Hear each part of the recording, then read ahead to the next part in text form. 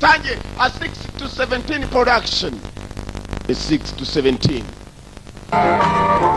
Gatandatu kugeza 17 production. Kare New Mexico. Christmas Eve wari umunsi wa Noheri. Abantu bya Noheri barabitaka cyane cyane ibihugu bya ngorofoni. Bataka Noheri shawo. Bari barimo gutaka hakuno hari umuryango rwose wari unezerewe. Umugabo arimo gutaka Noheri. Tommy, if you ever want to call me friend again, you help me right now. Okay. Tom, niba uje kumva nano ngo tujye ku kazi ntabwo nshobora none anga. I've always managed to pull it off. Oya ntabwo ariko bimeze mushuti nanjye just pulled off. Nanjye nibwo nari nyiva ku kazi. Tom na mugenzi we bari bitaye Tom aje gusura mushuti. Run out real quick and... Mushuti kumva afite cyamuro runywere rwose ni ikidamu cyiza cyane. She's giving me that stainless steel barber. I don't know. You know what she's... Narimbizi ko Karen ari mu ntangaza nkuko nta mugore waye gutunguye murabizi namwe. Uyu nawe afite umudamu witwa Karen gusa yaraje gushura inshuti n'abapolisi babiri bari mu nshingano mu kazi. Harebye neza. Yeah. Ako nake undati cyane. Why, you don't like it? Kubera icyo nagakunze. Oya ni case. Oh, now your daddy helped me pick it out. Oya mbwira niba ukumva kishimi A B. Rashaka kumera umugore dutangaza turi bufure. Ugore marashaka ikisha.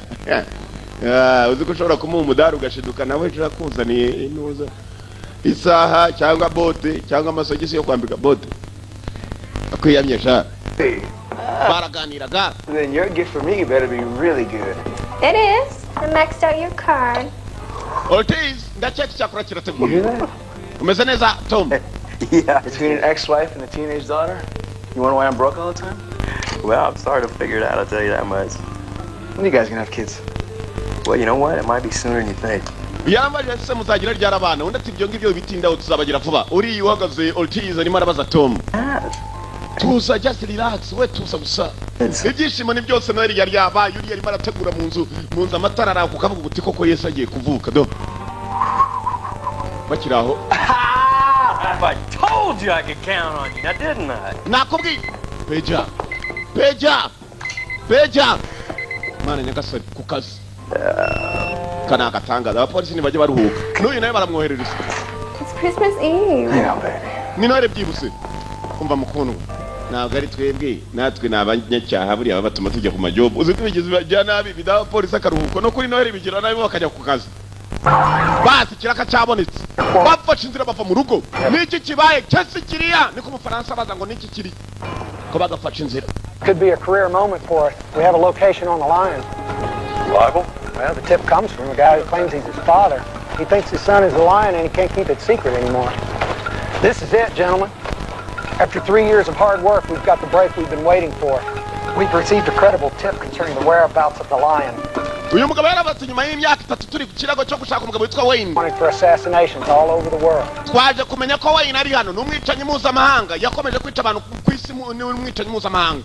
Imana ishimwe ubwo tumenya wari murabizi byo kumukorera. Twaje gufata umwicanyi mpuzamahanga terrorist. He has been attacking all over the world. Yatakaga ku isi hose. Bamwita Wayne. Baje kureba Wayne mu nyubako. Polisi ngaba fandara babwiye mwumve basore. This guy's a loose cannon.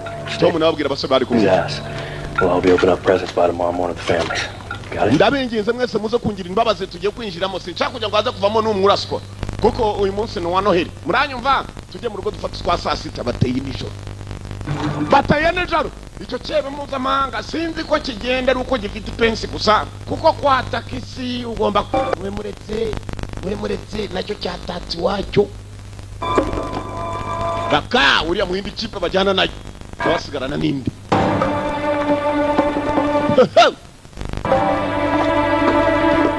Cyebe mpuzamahanga international terrorist. Ko bakare cyaba yereke ngo cyitwa Wayne bamaze imyaka 3 leta ya Amerika irimo kukigaho.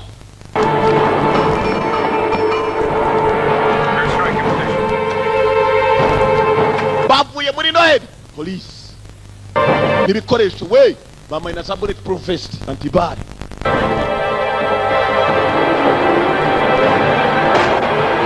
Nyubako batangira kwitabagura barinjira we bafite byagatari na bimwe mimena inzugi nta gutaguza ikihebe terrorist.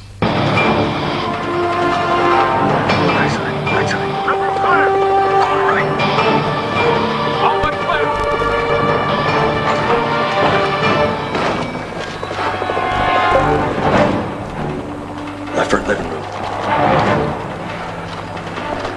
Living room and kitchen secure. 10-3 in the air. Tell me get down to the basement now. Coming now.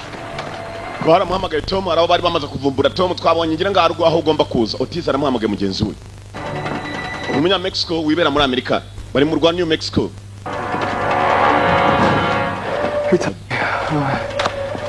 This is bad, man. Mwana ni bibi.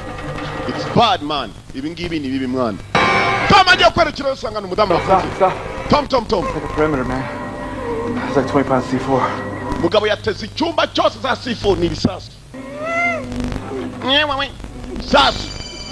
Telefoni yaririye neza uruhande rwa wa mudamu. Byo bwoko bwa C4 umva amagambo hano.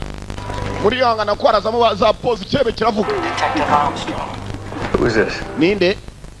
Do not speak until you're asked a specific question, at which point you will simply say yes or no. I need a trip. Ntabwo wambaza kereka nkubajije ukemera yego cyangwa hoya. Confirm immediately. Copy. Kiramamagaye mushakisha uburyo mwakurura telefone hano. Do not call me motherfucker. Urumva ijambo rya mbere yamubwiye ntuze kunyita icyo kigambo je sinagisubiramo. Tell Urumva? me that you'll hunt me down and kill me. Honestly, that will do no good. Gwitekereza ko ushobora kumiga ukambona mukanyica ibyo ntabwo bishoboka. Clear so far. Yes. Good. Uranyumva ndacyane. This is None. important. If anyone tries to leave the basement or cross that black line, everyone in the house will die. Nihagira umupolisi n'umwe mubinje muri icyo cyumba ugerageza kuva muri icyo cyumba uhagazemo, mwese murapfa. Kwanza binjiye arabafunze. Ateze ibyumba ibisazo cawe. Ateze kamera zibareba. Nobody move. Yewe atagira uva wari we. Kirimo kiratureba mutadoye mu kiro. I repeat, all portals are triggered. Unsub's claiming the place is locked. Ibyumba byose birimo ibisasu. Hello? Look closely at your wife's bosom. You'll see a red heart. Urabona mu gituza cy'umudamu wa kantu gashushanyije nk'umutima. The trigger shut-off control is taped to Ako niko gahagarika ibisasu guturika kwabyo. behind the heart. No kugira ngo ibisasu bihagarare ni umugore wawe ubihagarika. Well, what's he carrying? MP5? Take it from him now, would you please? MP, now. Patimwe mu mbunda z'abagenzi bawe zifite za target ndarayifata. None You have a decision to make. ufite imyanzuro ugiye gufata. Shut off the controls by shooting your wife. Urarasa umugore wawe mu gituza ibisasu byose bihagarare guturika uko ni wonyine hari detonator. Cyangwa se wo kumurasa My entire South mugerageze gusohoka mwese mupfe. came here to do my job. Ndi hano ndakora akazi kanjye we. I came here to do my job. Health, either your life or your sanity. Doesn't matter to me which you choose. Ari ubuzima bw'umugore wawe ari ubwanyu simbyitaho. Can't afford me, Tom. I have to lower my standards. Tom ndiye tegeko hano. Make you a target. Wowe uri igipimo. I'll find you. You know that. Nzakubona urabizi. I suggest you apprise your men of their situation. You have 3 minutes and 25 seconds. Easy, stop, please. Ufite iminota 2 n'amasegonda 15. 2 minutes and 15 seconds. Nako n'amasegonda 15. Yeah, talk to me. This is the first time. Akubwira ibiki uwo mugabo ra. C4 shut-off switch is a glass tube taped to Kelly's chest. What the fuck does that mean? Ibisasu yateze hano kugira ngo byose bitegururwe no kurasa umugore wanjye mu gituza niwe yamuteze akazi ushobora kubitegurura. Deactivate the explosives. I have to shoot the switch. And what if you don't? Ukora iki? Then we all die. I want to negotiate. There's no negotiating. Tom, I told you, it's in motion. I pushed the button. Wumva nakumvikana kandi ntabwo nshaka kujya uzana ibintu by'amarangamutima ndakurura imbarutso hano jewe muraturika mwese. Houses don't have an off switch. You kill all of your men, make their wives widows. Yica abagabo bagenzi bawe mwinjiranye aho ngaho n'umugore wawe abagore babo b'abapfakazi n'ubu utarashe umugore wawe. Leave all their children fatherless. Abana babo nabo b'imfubyi babure basi uko muri aho mu cyumba mwese murashye. Or shut off the switch. You have 2.5 minutes. Cyangwa urasiyo mbarutso iri igituza cy'umugore wawe ufite iminota 2. Y'amasegonda yakuyeho. I say we smash the cameras, grab Kelly, and run like hell. We can light this place up a lot faster than we can run. Now you making Reka tuzimya amatara duhita dusohoka umugabo aratureba. is not an option. Saving your wife is not an option. You listen. Gutabara umugore wawe si ugusama yitama gutabara bagenzi ba sama yitama cucu nzakubona. Nakubwiye ngo none ukakandi ndaguye mu kira birenze. Mana nyagasani. Madame ari hariya mu gituza niyo agomba kuva target. You listen to me. Yumva. I'm begging you now. All right.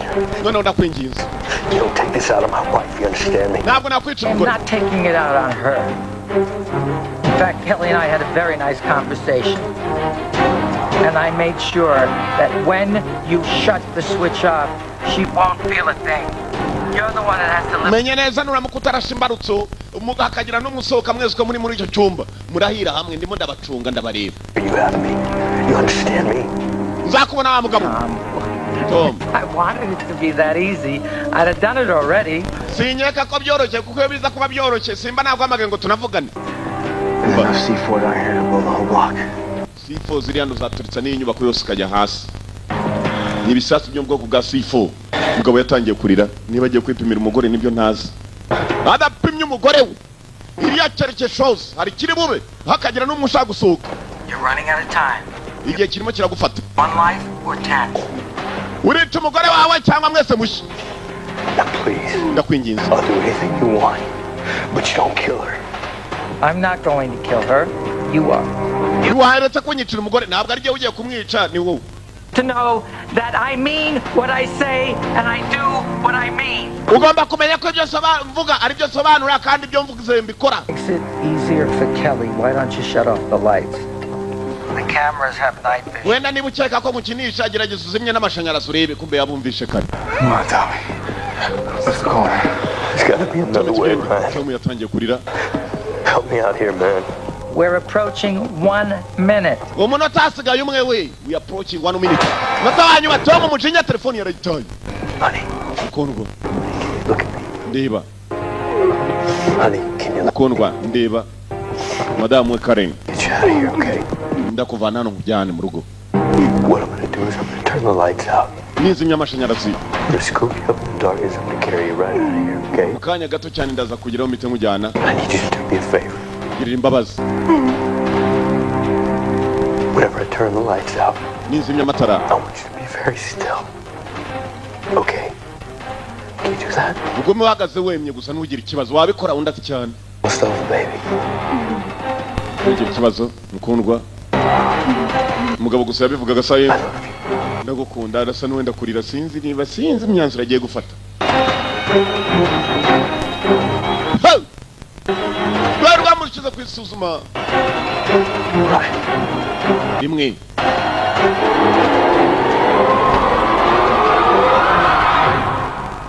Ko byagenze nibyo namenye. Deadly Impact niyo filime dutangiye Deadly Impact. Umugabo wavugaga yitwa nde amazina y'inyakuri. Filime arasa n'ari bw'igitangira Shin Patrick Flannery. Akarimo cyane Shin Patrick nawe twaruraga mu kanya. Joe Pontoliano ni umugabo gukina agafilime kitwa Baby's Day Out. Joe Pontoliano agukina kandi kitwa Matrix. Carmen Serrano akarimo cyane Serrano. Greg Serrano nanone akarimo nawe. Abakinnyi bo ni menshi cyane. Joe Pontoliano mwibuke mu dufilime twici, mwibuke muri Baby's Day Out, mwibuke muri A Better Way to Die. Joe Pontoliano, Frederick Lopez na Michael Miller abo bose n'abakinnyi. Umugabo ko yakihebye Amanda Weiss ndetse na James abo bose baragukiniye.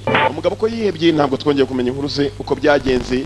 Amasaha yagiye yicuma ndetse n'iminsi iricuma. Gusa uko iminsi yicuma ari umugabo w'umuhanga hano hari ibyo arimo gutunganya bimeze nk'ibisasu. After za detonator yagenda kwigurira mu isoko akaza kipangira ibisasu ku giti cye. Umugabo w'umuhanga cyane. Katarori.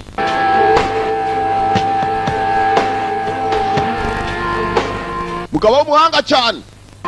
Imbunda akoresheje kandi nta polisi kumufata kuko ibikumwe arabihanagura. Agiye kwerekana ni muri Thailand.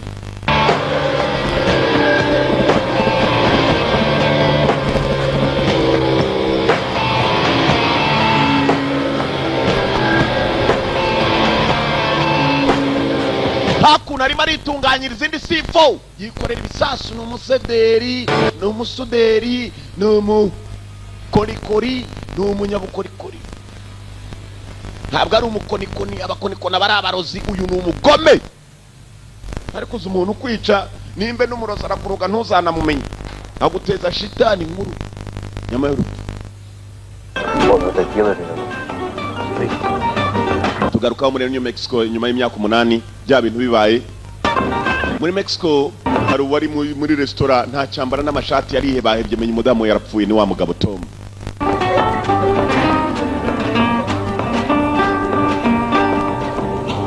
Yo le pregunté a Cupido que con cuántas se contenta, que con cuántas se contenta. Yo le pregunté a Cupido y me contestó al briguito.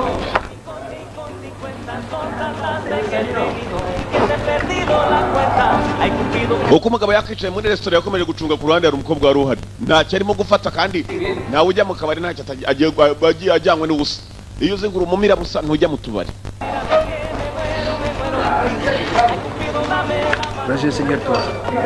yarahagurutse arigendera akomeza kureba umudamu mureba Tom Armstrong? niwe Tom Armstrong. Are you Tom Armstrong? niwe Tom Armstrong. I am. Why? niwe Grega undachao.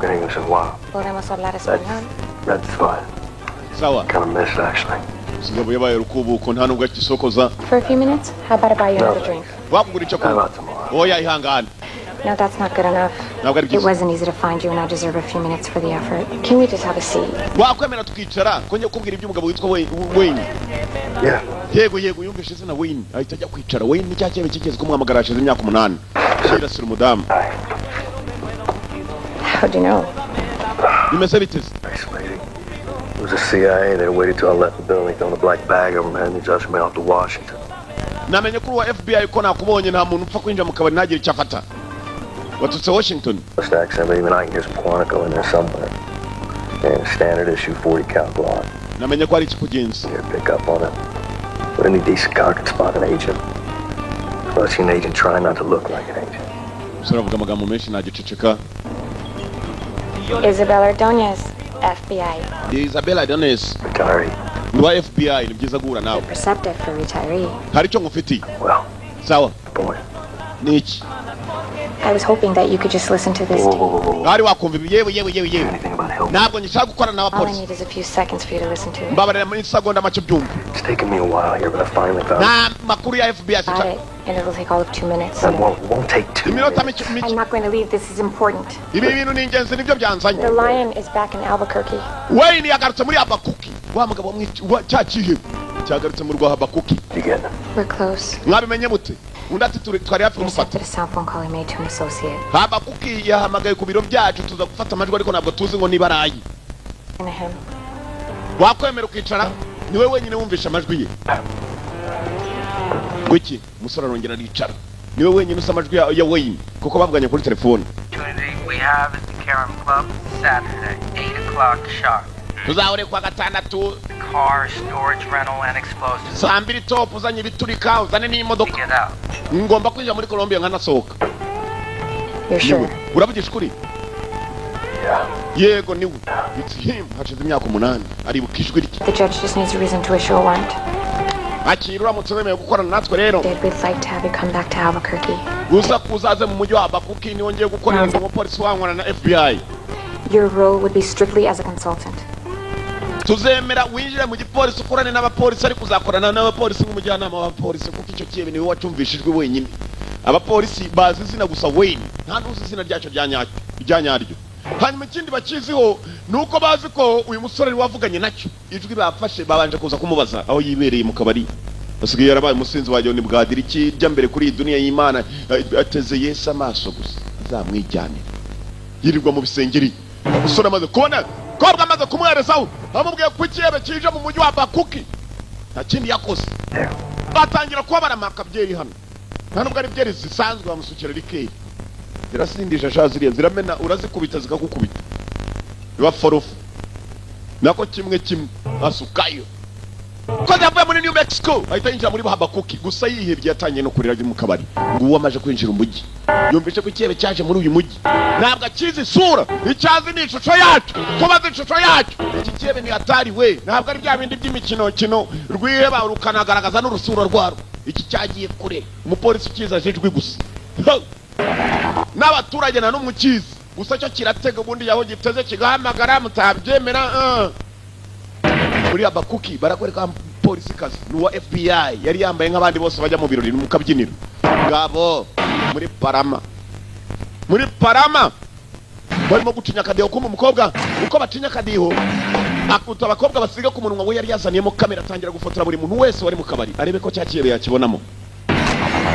mu kabari kumujyi umwe kumva ko cyaciye barimo kugishaka umukobwa ari benshi barimo kwinjira bagiye kwibyinira dore n'undi musore nguriya mwiza cyane wa Joniyanga nawe agiye kujya kubyina aho yari agiye kubyinira hafi aho hari imodoka yari ije guparika kuri ka kabari imodoka ni nziza dore ngizo nizo mu bitabo ni nk'iya Yanga hari ikigabo cyaciyeho gifite igikapu uyu mugabo aragiye mwibuka mu gafilime kitwa Matrix bamwita Joe Pontoliano umwibuka muri Better Way to Die Joe Pontoliano muri A Better Way to Die yari afite akaboko kamwe nguyu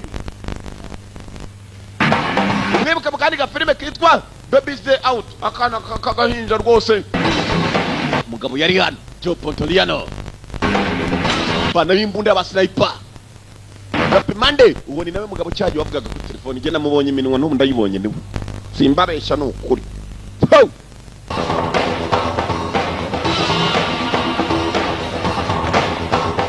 durabaje kubyina yewe nawe musore yinjiye muri ako kabari we nta kindi kimuzanyeje guhura n'icyo kigori cyitwa Wayne umukobwa yasohotse mu kabari arangije azana kamera ye kugira ngo barebe amashusho niba cyakiyebe cyari kinjiye mu kibe kumbe kirano nacyo kirinda kwica umuntu mu kabari ntabwo cyari kije nyine ngo cyapimye neza mu kabari hano hari imbunda nziza cyane ifite telekomande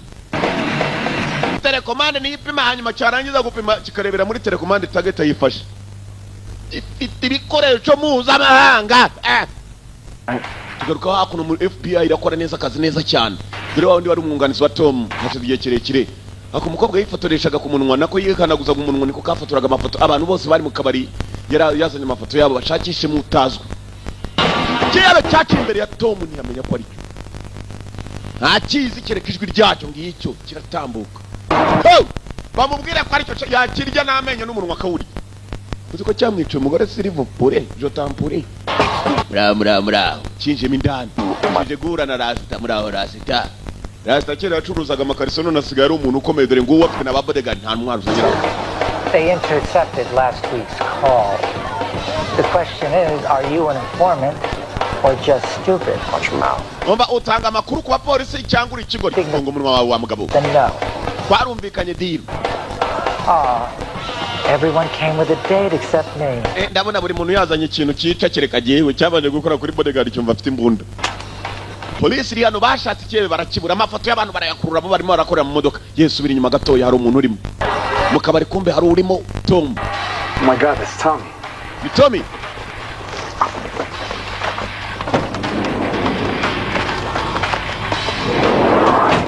really starting to piss me off, you know that? I wouldn't want to do that. Bamuzgaye ntuzongere kunsuzugura yasi nabikora. We're in a club filled with women. Look for the boys who aren't checking them out. Nta kindi cyazanye nagira ngo nze tuganire turebe imari yacu kuntu imeze. N'ibikoresho nagutumye ko abinzaniye. Mwana urabizi? What do you want to do? Ndakeka biraza gukora. Then I'll create a diversion. We'll get out of here. Mereza ibyo nifuza duhite dutandukana. Tom. Kuki waje hano hantu kumba umupolisi wa FBI kazi. Ahita abwira Tom amaze igihe kirekire adakora na polisi. Check out the table out the window. You'll find the clock. The man seated as a bodyguard. Hari abagabo bonye hirya hari yanyega ku kirebe gishobora kuba kiri muri umwe muri bo. Kumbe kuko niho kiri. Do not interfere with this arrest. Utaza ko twinjirira mu kazi twagutumije nk'umujyanama uzi kihebe. Arangije atandukana n'umupolisi aramubwiye gutatwinjirira mu kazi. Bose bari bamenye ko kiraho hafi. Tom nibaza ukuntu yabimenye gusa birimo. Barakwereka cyaciye buko. Go on green. Copy that. Where's the key? Urufunguzo rumwe. Give me the key. Kumbe kihebe cyari cyaje gukorana na Rasita. Ariko mwana twegere no kadufate nk'aba Babylon Imana. Urumva tuba twajyaje imari ngiyo zibyo man. He and his team arrived. Ntabwo kivuga menshi. Joe Pontoliano. The KCI in the car? Yes. Ibyo nifuje byose wabimaye ndati cyane. Urakoze cyane uriya nawe bamuha kasheki. Kumbe target mu mutwe arayirebera kuri telecommand imbunda yesitaye hejuru. Cyamwa sheki itari wakantu niko. Wa mujinga we umbeshya amafaranga nawe makubereke. Aya! Pemye mu mutwe we koresheje telecommand. Ndangije turitana kabari. Yewe data we tajya haguruka. Ndakoresha telecommand gusa. Remote controller. polisi hanze yari yamenye ku kihebe gihari ntibazi icyo ari cyo binjira bagiye gutabara kumva abaturage bose barasohoka biruka cyahagurukiye mu baturage nta n'umwe ukizi kereka twe tukibonye we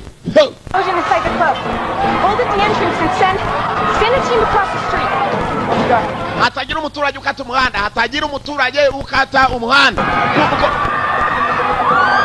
yewe data we yavuyemo amaraso ameze nk'agakoma we yewe abaturage Tom yarebye neza abona hano kuna abaturage barimo guhunga abona ikigabo cyahunze mbere oya gisohoka gikurikiwe n'ikindi kigabo nanone gifite imbunda cy'urukara boss wacyo ni urashwe cy'urukara nicyo cya bodyguard akurikira ibigabo byombi ni ukuvuga ngo uri imbere ashobora kuba ari we kihebe yarambonye ntiyamubona neza akurikiwe n'undi ufite imbunda kandi bombi nta n'umwe wazanye imbunda byemerewe Tom kumbe nawe yari yinjije imbunda kare nubwo atakira umupolisi hashize imyaka 8 yarihebye ikigabo cyamwiciye umugore ikigabo cyaramubwiye ngo niyirasire umugore arabikora kurikira ikigabo polisi nayo itangira gushakisha buhafi FBI Federal Bureau of Investigation ntabwo FBI ariyo yaje yonyine ahubwo bahereza n'ikipe idasanzwe yitwa SWAT kugera kuri wa wundi wari ufite imbunda kuri iki kihebe nawe cyamugaritse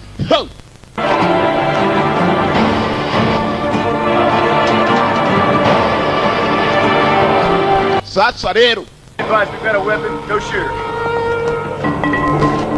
geze hakuno abona cyakiye abantu cyari kiri cyasize imbunda yacu iresitaye n'imbunda igendera kuri remote control polisi bari hejuru barimo gukurikirana aho ikihebe cyarasiye nabo barahiye gifite ibikoresho kipe y'abapolisi hasi Mr. Tom biragenda bite Tom arimo arashaka ikihebe wenyine we peke yake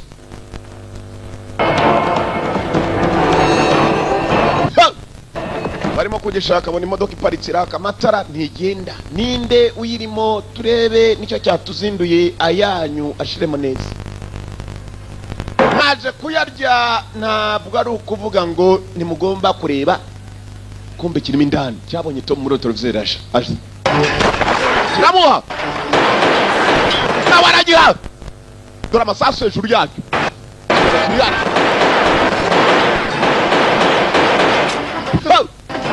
urugabo dore imodoka kuntu yayitobaguye Baraka policeman on duty polisi mu kazi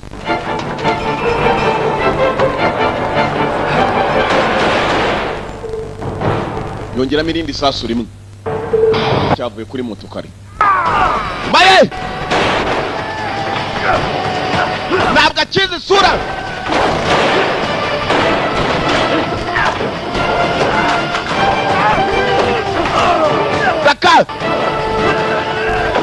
Baraka ibi byibuze biragaragaza ko ashobora kuba kizi kuba nahanganya na kimbone nkubone nkumi ku yindi Tom agatwe kakaske ya moto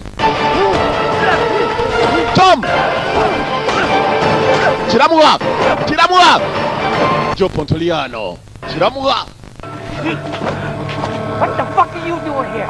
I gave you a chance. Why did you come back? Nagwa amahirwe akigoryi ushaka wice uko cyugaruka. Now I'm gonna kill you. Nitegereje cyo kurangiza wa kigoryi kigiye kumutera icyuma kumbe. Polisi yari iturutse yaramwongera gicaho. Cyaramwongeye gicaho. Stay where you are. Nuba uri wa muswa we. Ari ndije yaryaje. Stay where you are. Rimubwira kutava wari. Nawatunga cyakera imbunda. Kinjemo hano indani. Nuba uri cyangwa ngupime sengozi wa mugabo we uyu numupolisi mushya nabwo Tom amaze imyaka 8 yaravuye mu kazi. Look at me the entire time. I said shut the fuck up. Funga mudomo sinakwizera igihe cyose. Akiraho kandi yumva indi motirasi. Basi yamuciye mutareba umupolisi sasa wa fake nguyu. Aho gupima ikihebe yifatiye mwene wabo. Request assistance. Mbonye ikihebe ndakibonye gifite n'imbunda over. Nimuza tugikurure over. Muzana n'amapingu menshi. Harimo n'iminyururu nk'iyimbwa. Behind your head. Ndo FBI mabaka nyuma y'umutwe we. Cyamubujije kuvuga agiye kukibwira ngo ikihebe ngikiriya kiramubwira ngo ntiwongere no guhumeka. Beri ya mbere ni mwiperereza. After. Spoken with Isabella Doñez and Ryan Alba. Nitwa Ruferedi nje kumenya none ngaho byawe ntabwo nari nakumenya. Yangane cha Ruferedi ya Ruferedi. Be frank with you. Yangane ngwizukuri. And has us scrambling. Tonight was our best chance in years to catch him and we missed. Uyu munsi yaramahirwe yacu gufata uriya mugabo Wayne twahombye. Listen, Umva. I welcome any help that you can provide to this investigation. Twakwifuza imbaraga zose n'ubushake ndetse n'ubufasha watanga kuri iri perereza. Jelani. Kubera ko ariko ikintu kimwe turi bugusabe ntabwo dushaka kujya ngo ugende uri umuntu ushaka kwihorera. Yagiye gutera ikibe nta wundi mupolisi abwiye kandi aribo bamubwiye bati ikibe kiri muri uyu mujyi. Katurori. Years ago. Just tell him I'm not really feeling up to it tonight, would you please? Musore. Mugenzi inshingano nta kindi agomba gukora. Atari kureba ukuntu yafasha gafasha polisi. Biragenda bite Katurori.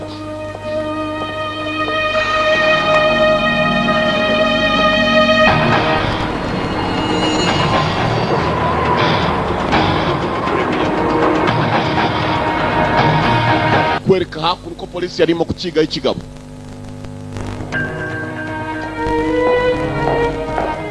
Aho kiri gihora gitega amasaha yose kirimo kiratega kumbe gifite mwene wabo basashavu menya bakorana umurimo. Mwene waje kureba mubandi. Nigiye muzuka. Ho! Yewe. Bite mubandi. I thought we closed Panama. The case is closed when it's finished. That's what. Nabo kurikiranye muri Panama ikirego twakivuye ahubwo nje kuba kandi kazi. This is going to generate a good deal of attention. So, do with Casper once it's over. Mwakire passport zanyu akazi karangiye. Tujye kwa akazi gahambaye.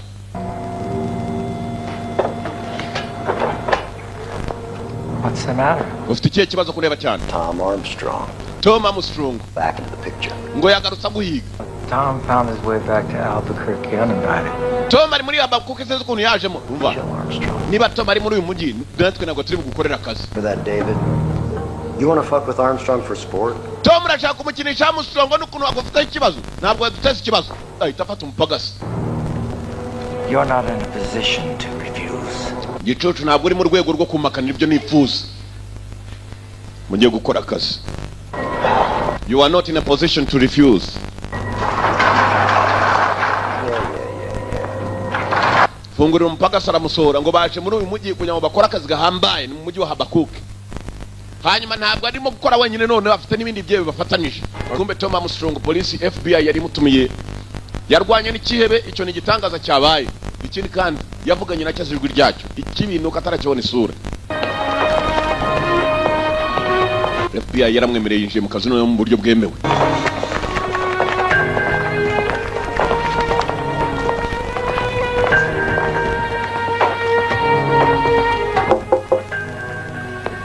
Come on in.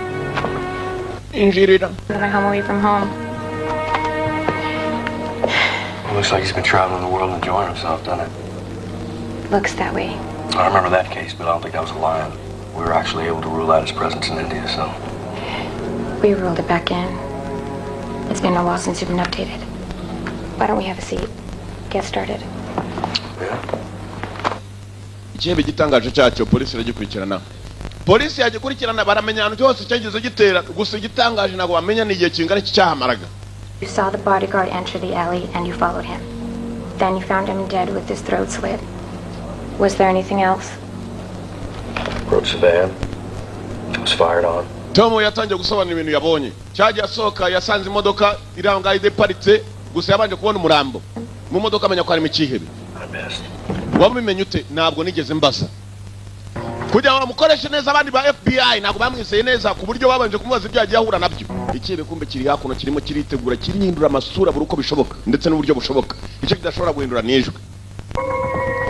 Barakwereka kirangije guhindura isura cyaje hakuno kijya mu hoteli nimo cyasabye akazi. Yes, sir. What's your name? Carson. Witwane nitwa Kalo Nyakubaho. Oh, I've been here 2 weeks because... Hashize ibyumweru bibiri mari kumbe ni rukubo. Rwari kwiyoberanye noneho urimo urakora mu hoteli ikomeye cyane. Watch what you're doing. Yes, sir. Utunganwe n'ibyo ukora yego Nyakubaho munyihanganira kabisa. Just get it cleaned up. Yes. Ngaho komeza wanagura yego Nyakubaho manager w'ihoteli ni muzenzukira rwose arabyibuhijwe n'ibituzi by'ihoteli. Kumbe ikirere kiri hano. Cyarabanje gipfuka amazuru kirangije gifata kabido karimo ibintu niba ari ibiki. Kiramena ahantu hose cyo kipfutsa amazuru. Cyangwa isura. Oh, Jesus, Carl, what is that smell? Carl, ni munuko nyabaki wa muswa. Animal mean anything to you? Just that he mentioned it in a taped phone message. We looked into it, but it didn't connect with anything. Why? polisi yakomeje gukurikirana bakurikije ubutumwa cyohereje n'amajwi gusa cyohereje ku majwi He targeted me. ntago bashobora kuba bamenye isura yacyo ifite Trip here 8 years ago. bakita Wayne kuko ariko akiyita amazina yacyo nyakuri ntabwo kijya kiyatanga Katorori. Might have been intentional. You're not investigating him. He's leading you into some kind of a maze. You only find out what he wants you to find out. Bumva ntabwo apfa gukora iperereza ku muntu nk'uyu nguyu utazi ikiruta nuko twamukora iperereza dushoboye kuba twanamumenya ubu turwane no kumenya isura ye. Isura ntabwo byoroshye na Thomas Jr. Bwaro genda bwahano virano. Let me make come up to you. Tejo muno komwote umva. Got his own company. He's a good town man. I broke it. I own it. Mukuru wanjye niwe mukuru w'umuryango nkorera ushinzwe isuku hanyuma kubera ko ariwe munyamwanda mukuru w'abanyamwanda nakabashinzwe guterura umwanda nubwo n'abanyamwanda nyine ndaza kumuzana nubwo nahamenye ibintu binuka mukuru wanjye araza kuzatunganya nimugire ikibazo uba sinshaka kugira ngo nongere kubyumva genda ntuzagaruke hano genda ubwire mukuru wawe asaduhanagurire hano ngo arabikorera ubuntu mukuru we ko ari wamwohereje dore mama shenge kino no cyazanye n'indi kirihindura mu buryo bushoboka kihebe mpuzamahanga international terrorist. Has to sit in with us tonight. I believe most of you know him from his time at DEA. Yeah, thank you. Ndacheka Amos muramuzi yakoraga DEA yarushinzwe kuyobora abashaka kurwanya ibiyobyabwenge nawo nundarashima abasore. What you need. We got a letter from the Lion today. Nifuje kuba byo mwifuza byose. To the FBI, I have the city of Albuquerque in my crosshairs. You can no longer protect the citizens you are paid to protect. $100 million to be wired. Ndashaka miliyoni 100 z'amadolari abaturage ba Abakuki nimugishoboye kubarinda neza ibisasu mu mujyi wa Abakuki uri mu maboko yanjye. Will be provided at the appropriate time. Andi makuru arengaho ndaza kuyabohereza igihe nikiba ngombwa. The Lion plan to take control of the city, and how are we going to stop him before he can do it? Niba iki kibe cyarangije gutega ibisasu muri uyu mujyi turakontrola abaturage bacu kugira ngo badashira.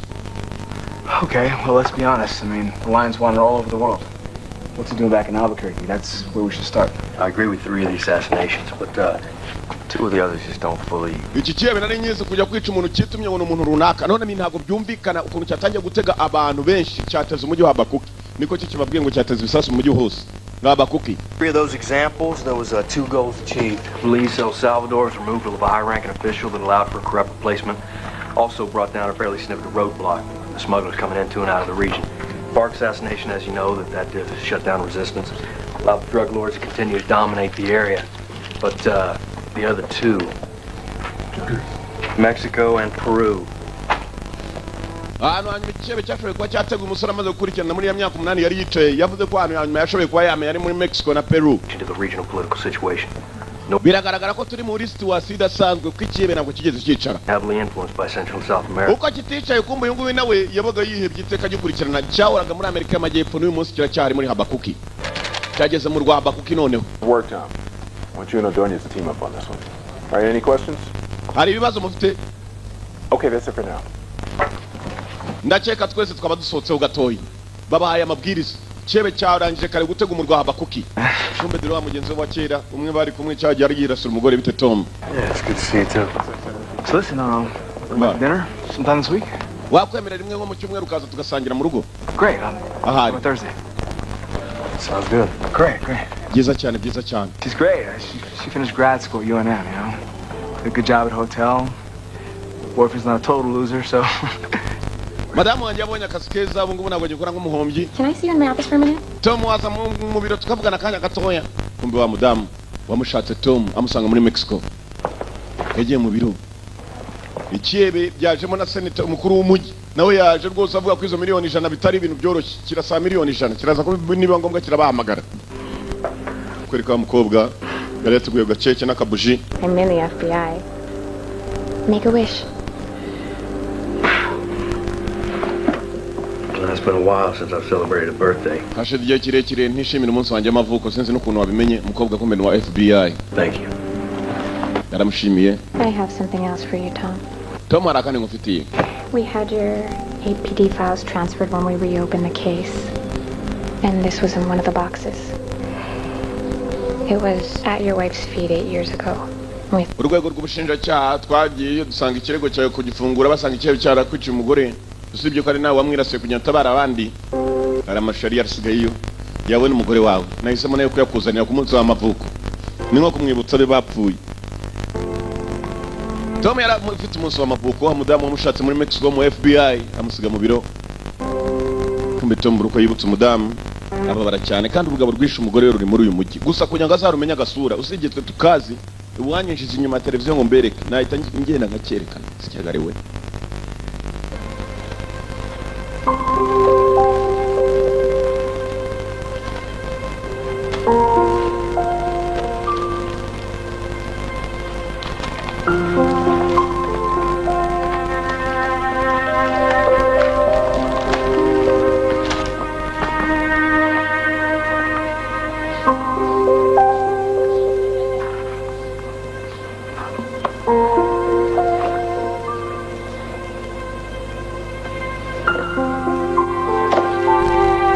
rebye umugore we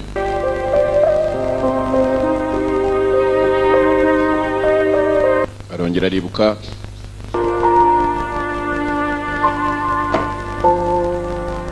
uruko yibutsa ararira birababaje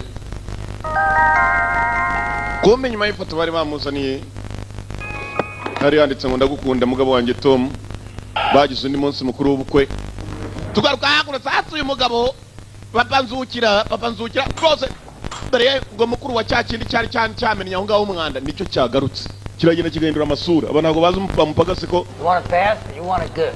I'm doing it for free so you oba yamenye ibintu bimeze nka acide biranuka cyane ndabenda kuyakorera ku buntu mwabasukwa mwe kubera muri umuna wanjye mukazana ibigambo byinshi reka mbaze mbatunganyirize aratega mu gutega ibisasu yagiye kuri arimo aratega hoteli yarabajame n'ibintu binuka baramwirukana aravuga ngo giye kuzana mukuru wanjye araza kwa batunganyiriza araje none amenye sima mu nsatega ibisasu mu hoteli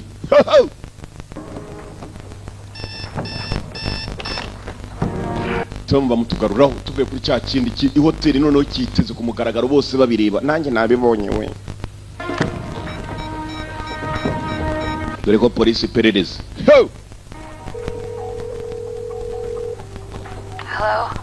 Hello? Wake up. I just thought of something. Haguruka icyo mbonye. I think you may be looking at the office tenants the wrong way.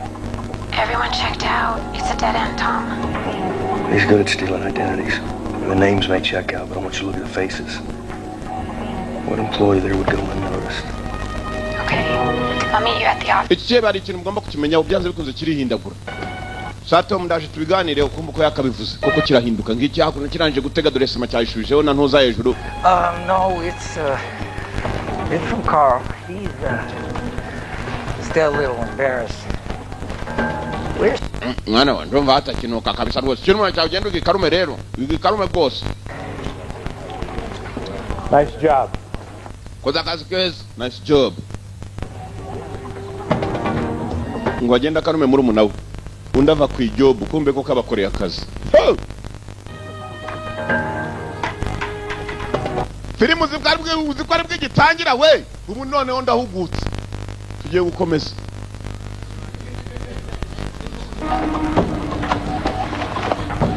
Ndahugutse we.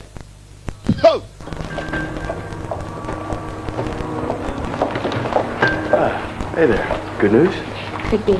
Sterling Cleaning Service rotates a night crew, and the guy that was supposed to clean the Carom Club on Saturday night didn't show. Hops is checking with APD for a name. Umunsi kinjira muri biro hari hakoze Ortiz n'ikipe y'ishuri. I'm fine. Ntabwo nari mari. So you normally have this many heavy hitters in the same building? No. ATF and LEU move in today as part of a line task. Hari abandi wabuzi bari ku kirego cy'ikihebe undi ati ni ETF, FBI ndetse na SWAT, Special Weapons and Tactics. Niko abakomando babita ni SWAT n'abashinzwe gutabara biri ngombwa.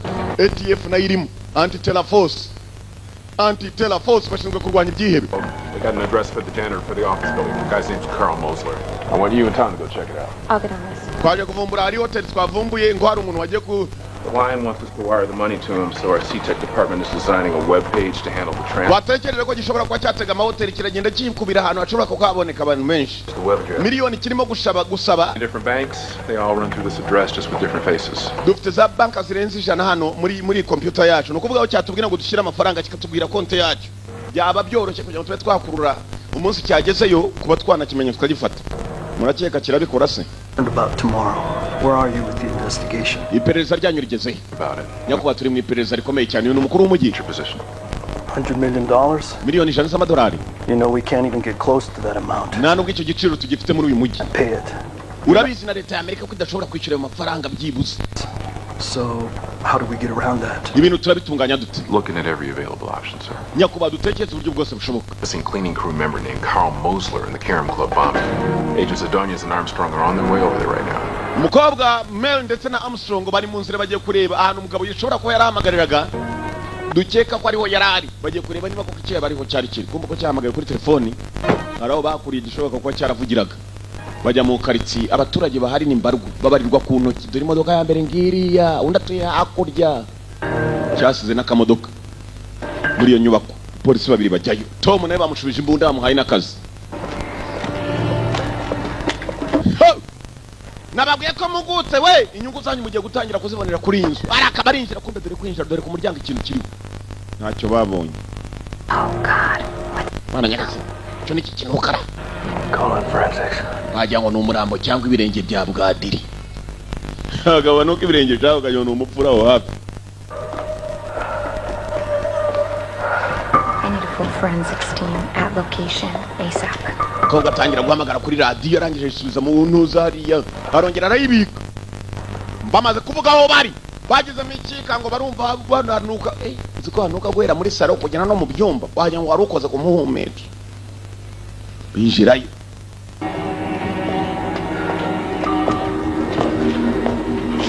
Filime ngiyi kuki mwaba mutazindutse kunguka we muri mu nyungu gusa kugira hakuno Sankara karamba kakira. He's making this personal. Uyu mugabo yigaruye ku giti cye. He's making this personal. Ngo arimo aribina arabigira ku giti uko byari bimeze. Atangiye kwangana na Tom noneho. Umva amagambo. Tom. You throw one hell of a punch. Usa none ingumi kumenya aho narindi. You won. I don't have a family, and sadly I'm not in love. Wumva nta muryango ngira kandi ikindi kibabaje ntabwo ndimo gukora nyine muri iyi minsi. Muraza guhiga benshi. For that kind of money.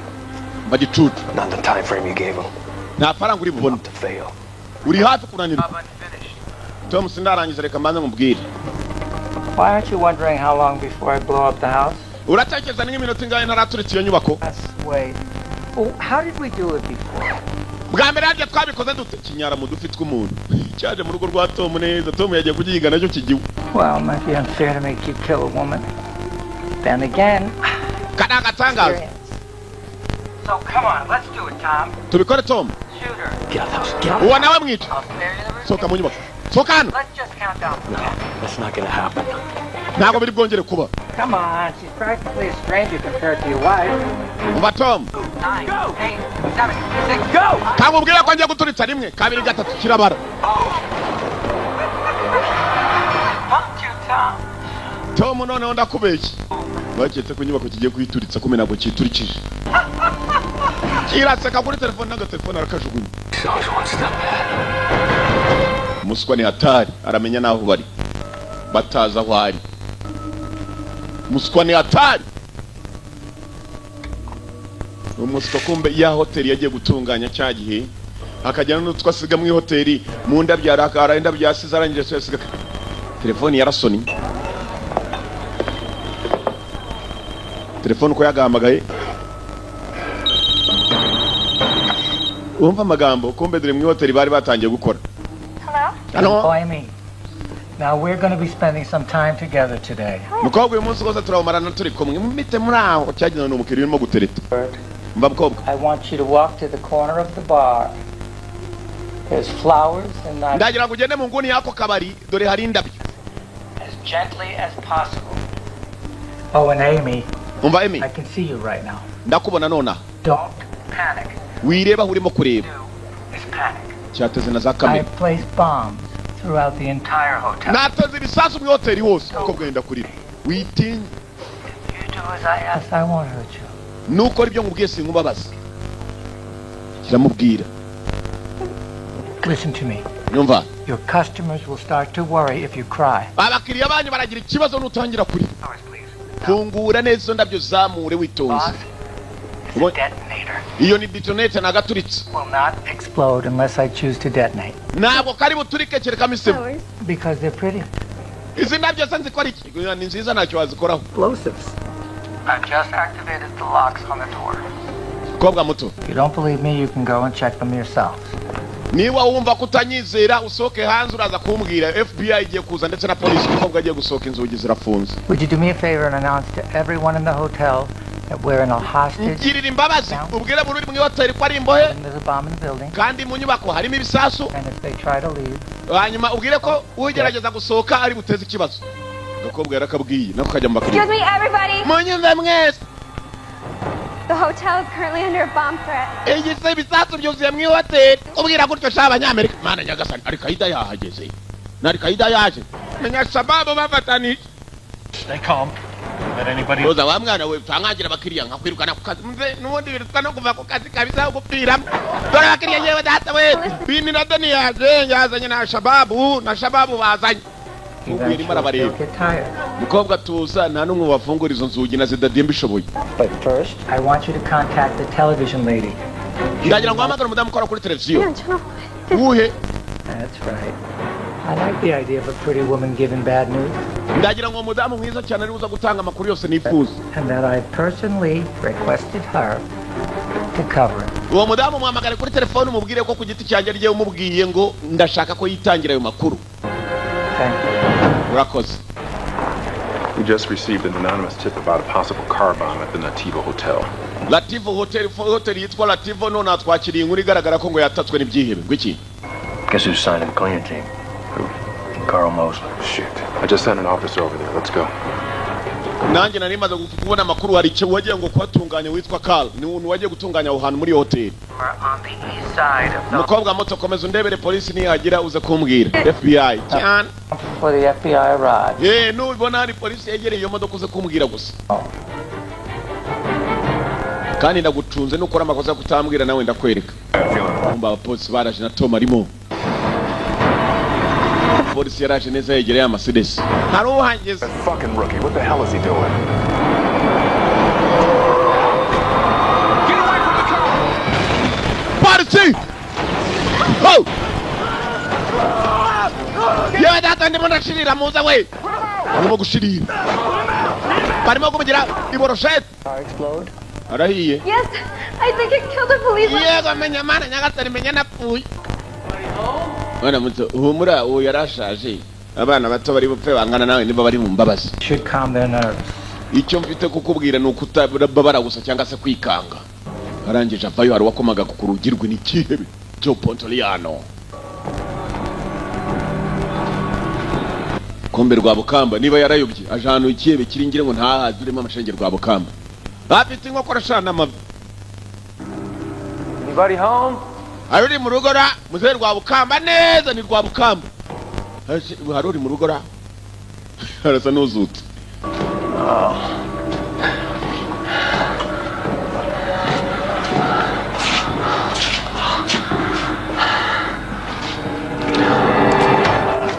Aka. Subwoba. Very nice to meet you. Yiza guhura nawe.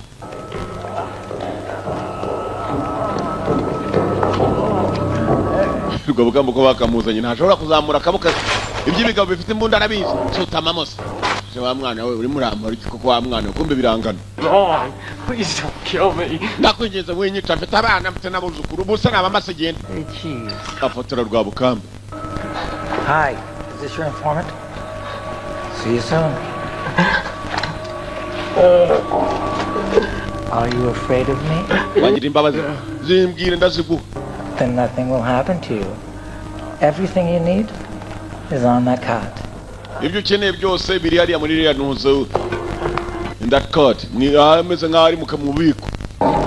Genda ukuremo. Ahita asohoka nawe yamufashije nyirenga ibyo yamufashije. Rwa Bukamba ko yakirukanze. Hi, Amy, I'm back. Emily nagarutse. Regan is here. You've done everything I've asked. Wakoze ibyo nifuza byose. Get the phone to Miss Mulligan. You get out of there as fast as you can. So kanono mwimbo aho ngaho muri iyo nyubako vuba byihutirwa ushyire wa mudamu umunyamakuru Mulligan iyo telefone. You still have much to contribute to the world. Uracyari umwana isira cyagukeneye wenda kubabariye soka atagira ndiri gusohokana nawe. Mana nyagasani agatangaza je kabaye bamamagayana. Wanyimamagaye ngo ni ikihebe. Noneho ngo cyateza abantu. Abanyamakuru twebwe nkatwe dukwiye namwe ngo nyiguhe. I've just been given a cell phone. Muraka kanya bamaye telefone bantu bareba televiziyo yanyu ni televiziyo yanyu tuhari ku bwanyu namwe mukaka ku bwacu ubu none abarambwiye gukiyebe nicyo kinyohereje telefone irasona. Hello. Hello. Hello, Miss Mulligan. Madam Mulligan. Bakiraho FBI. We can't allow this to be broadcast. Ntabwo twakwemera ni wateze n'abaturage kugira ngo bijye mu makuru none angaha bijye mu itangazamakuru. We aren't negotiating. I'm telling you what to do. We ntabwo mwumvikana nanjye ndabwira icyo gukora mwa polisi mwe ntabwo mujya mwumva. Rig the hotel with enough explosive to destroy the city block. You do as I instruct. Nije wataze mugi hanyuma nije wataze mu hotel murakora ibyo mbahitishamo. The families of the victims know their loved ones died in vain because special agent ndashaka kujya mumenyesha abaturage bose b'umugi bene wabo bapfuye barengana ko polisi tashoboye kubarinda n'abakuru b'umugi ngaho telefone yusubiza uwo munyamakuru kazi. Hari Nyagasani. Thank you. Murakoze cyane mureke ngiye nitangariza amakuru umunanye mbonye ijobu abanyamakuru cyayo babonye urugamba. Tell me what's going to happen to the hostages. Kirebe ngo kigiye kumbwira ibigiye kuba kumboye. Miss Mulligan. Madam Mulligan. Do not lump me into that crowd. I'm a thief. Mu baturage ngo ndikihebe genda umujura. Don't call me a terrorist, I'm a thief. Ngo wingira ikihebe genda umujura. Julie, do me a favor. Nihangane abaturage bareba televiziyo yacu aranyibwiriye ngo si umwicanyi ahubwo ni umujura ntabwo ari ikihebe. Say bad words. Come on, Julie, put him on. Telefoni bayiha Tom. Bogishaka niwe Tom. What is it like sitting there knowing that all those innocent people are about to die? Tom, bimera bite wicaye ngaho uri cyangwa swagaza ukumva abaturage bose ko bagiye gupfa. I'm going to put that hotel into orbit. Iyo hotel ngiye kuyigira nka kashkereti bayekenye mu menyo. Tom yanze kwitaba. Avuga. Detective? I heard. Afan. Yeah. Karame. Yeah, the money's ready to be wired. We have a web page set up for you to verify. You know that web page is a dummy. And the moment that I log on, the feds will trace my location. Do these guys have any intention of wiring the money? Tom, urabizi neza. I can't speak. Kuba mpamagaye kuri iyo telefoni ndabizi mwatangiye kurura aho wondi. So, answer the question. Subiza ikibazo amafaranga barayama.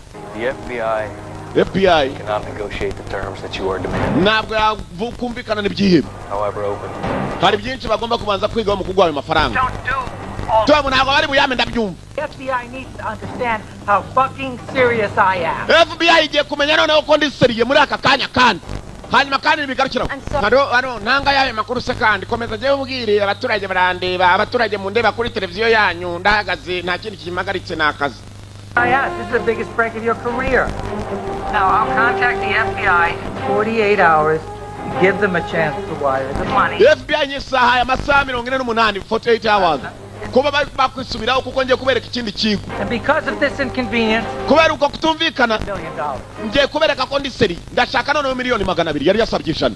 FBI ngo agiye kuyikigwa yewe. Today is the lesson. Arambwiye rwose abaturage mu bandeba kuri telefoni ngo none arasa $200,000 amasaha 48 ubwo ni iminsi 2. I caused this building to explode. Abaskware kambere kako ndi seri ye. The FBI caused the hotel to... FBI byose nibiteye. Ngo bageze hejuru. Yaka Jopontoliano. Bareba hakurya y'hotel iri. Yarayihaye n'abaturage barimo. Nta mikino no masi. Yeah. Nta mikino. Hotel. I'm not going to kill her. You are. Tom yatangiye kwibuka aho yarari n'umwe mu bakize ngo ubona bari mu bitaro. Cyaraturikije shaho. Dore abakize yewe bacitse ku gisasu abandi bacika ku macumu n'imyambi bacitse ku gisasu. Hey, you've been sleeping for 19 straight hours. I was worried. Yewe wari uryamye amasaha ashize ari 19 udakanguka nari mfite ikibazo wari uri muri koma tarevu. Yari yamanutse muri koma. He's fine. He's got a few cuts and bruises. Harundi yamubajije aramubwira ngo afite ibikomere bikeya few cuts and bruises. What else make it out of the hotel? Mu hotel arabandi bavuyemo. No, oya. Abari mu hotel bose baciyo. Ugabo nta mikino rufite. I don't think I could do this anymore. Sinyeka ko nakomeza ndo umupolisi na rimwe. I hesitate. Mubwije ukuri. Trust my instincts. Ntabwo jewe nshoboye kugira icyo nakwimarira. I can't trust my instincts. Kuba ntacyo ushoboye ntacyo umutima wawe namukubwira kizima. Everybody at the hotel. nageze kuri hoteli iraturika. It's because of what I do. Umugore wanjye yarapfuye nanjye bamwirashyiye cyebe kintegetse ntacyo mfite nakora. She worked 2 jobs. When I was at the academy, make ends meet. She was one thing all of a sudden. Ngiye kubivamo iki cyebe bagiye kureka kugihiga ko mu mukobwa arumva. Really mattered. Ntacyo nakora.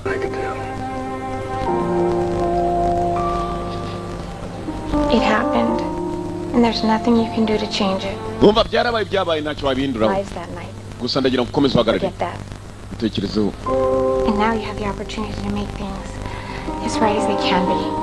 Ufite amahirwe yo kugira icyo uhindura. I'm not doing this without you, Tom. Ntacyo nakora atari kumwe Tom. The beginning, and you should be there at the end. Kwitangirira wari warikiriye cyebe cyiza muri uyu mujyi none ugomba kuba uhari kugeza ku iherezo tukibonye ndakwinjiza Tom. Kumbe Tom yananiwe. Bakita Wayne n'izina ryacyo ntabwo barizi kumbe cyahinduye ibirindiro. Aho cyari kiri bwa mbere cyamenye ko Rwabukamba ashobora kugiteza abantu. Kirimuka n'ibikoresho kandi. Ho! Gifite uko gikora gifite uko kigenda nta uzi ifoto yacyo nta nuzi isura yacyo kerekijwe. Kandi uzijwe nawe ni Tom gusa niwe bahora bavugana usibye n'umunyamakuru yiyongereyeho na wa mupolisi w'umukara yiyongereyeho zikeri rukara. Kirongera kijya gusudira ibindi bisasu C4. You come up with anything? Noneho cyasabye miliyoni 200 cyabasabye ijana banze kumva kibasabye 200 katurori z'amadolari. To explode like that, which makes sense since he's a PET and grout mix. PET's will make a cake. So you specialize grout when you lay the floor tile? Yeah. I asked for all the hardware receipts from around town. See if I can pick up any odd pairings and purchases of tile and grout. It's going to take me a few days to get all the receipts back, but I do have one receipt from Rack's hardware store that is interesting. What they did is they isolated it down to the amount of tile and grout they take to cover the floor. Then they divided that into 2 categories. Those paid by credit card, those paid by cash. How many paid with cash? For that amount of tile and grout in the last month, 14. These are shots from the hardware store. Musore yatangiye kwiga kuki bagomba gukurikirana abaturage bashobora kuba Tile grout patio cleaner is the target. Parking lot cam footage. bashobora kuba bakoresha muri uyu mujyi za credit card batagaragaza amafoto yabo. Hanyuma kuri ya hotel yari imaze kurimbuka bamwe mu bakozi bigeze bagereho kamera zakuruye harimo umwe muri bo. Go back to the hardware store parking lot exterior. Uyu mugabo asa n'uwa mbere waje ndetse akaza n'uwa kabiri. Police officer issuing a citation. See if you can get the dash cam. Maybe able to pick up a plate on that truck. Hari uyu mugabo yabariwe cya Joe Pontoliano babonye ifoto yacyo cya Wayne. Gusa ikibazo ntago baza amazina ye. Bafata amafoto. I don't know how. I'm telling you the truth. Ndababwira ukuri mu wrong with your machine. It says you're a confidential informant for APD. Biravugwa neza kuri umwe mu batanga amakuru abashinzwe gushinja ibyaha rimwe na rimwe wabonye mu cyaha. That's everything I know. Mbabwiye ibyo nzi jewe. A real psycho case. Umugabo yaraje ameze nk'umusazi. He offered me a job. Amakazi amijobu. PD and I ain't even got my CI money yet. Nakiri genda shaka nagafaranga sinamenye kwa n'umugizi wa nabi. He wanted me to help with the assassination of Senator Cordero. Yambwiye ngo ko ari nangaha ngo niba namukorera akazi cyane cyane ko kwica umuntu. Call the senator. Rwabukamba kumbe yari umusirikare kera. He might be the target of the assassination attempt. Dufite amakuru ya hano hari umusirikare kera duhaye amakuru adasanzwe. Kanya tugaruka kwa senator. Hey, Wayne. I bet you know what this is. What do you want? Wamenye wundi we? I want you to do what you politicians do best. Mwebwe abanyapolitike mujye mukora ibyo mugomba gukora bya mbere. Gutabara abaturage banyu. Urabizi miliyoni 100 zaboneka. Who needs that kind of money? Ayo se ndi yakubwiye. So give me 20. That's an insane amount of money. Well, it's your family. Nabasabye ijana muranga ubu muri amagana 2 we wibwo n'ubusazi. Abambere ntibanimbutse mureba. Ndarumbura n'abakabiri. Akaje kose ngakire hasi se. Agenda yicaye aho ndi ndicaye. Arimo arahamagara senator mukuru w'umujyi. Found Albuquerque. You pay me, you save the city. The FBI released Urama amafaranga ajya. FBI dukurikirira amakuru barimo kuduha rwose muri Ghana arimo aratanga amakuru Julie. and a blue Ford. Baravugwa neza ko rwose ibintu uko byakabaye iperereza rigikomeje. Ikirebe cyo bamenye izina ryacyo ngo ni Wayne ariko ntago bazize nakavukire ryanye na Seni Marizi bakibatije ryabo. Just about to go over. Tanga amakuru kumbe gutanga amakuru. If I can find you. I brought a snack. If you want to join me. It's from one of my favorite bakeries in the world. Oh, God, I can't. Come on. I ain't gonna tell anybody. The building's practically empty anyways. Tom kumba afite wa police kazi umwishimira cyane. Here at this hour.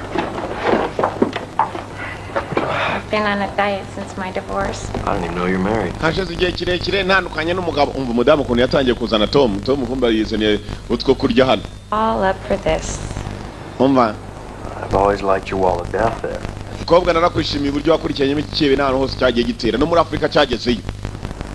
So why'd you get divorced? I mean, if you don't mind talking about it. No, not at all. Bari ni wambwira iby'uburyo watandukanye n'umugabo wawe niba wumva ntacyo bigutwaye. Good agent and a good wife. I guess I just couldn't figure out a way to balance the two, you know. And then one day I realized that I was a divorced workaholic.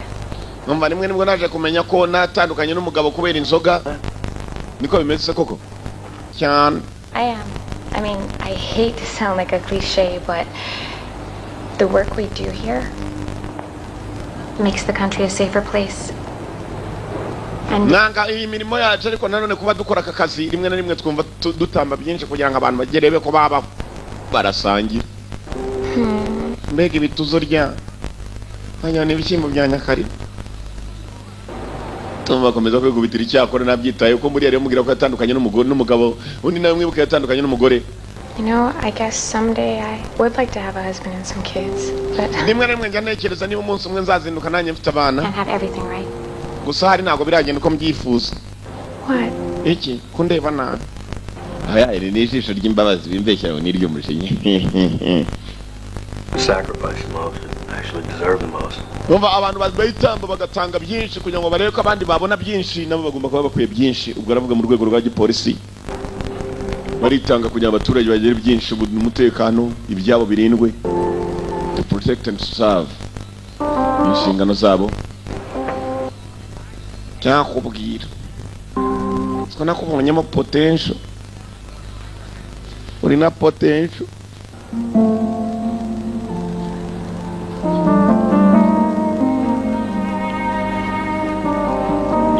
Aha.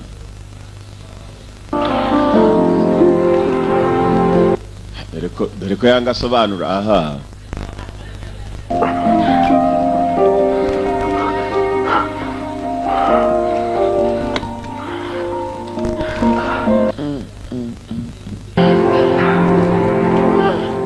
Mwihangane.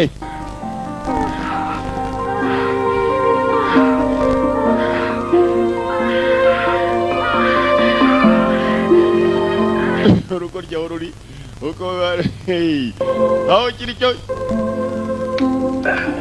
yamanutse hasi kumbe cyarabumvaga abona cyateze kera naho bakorera.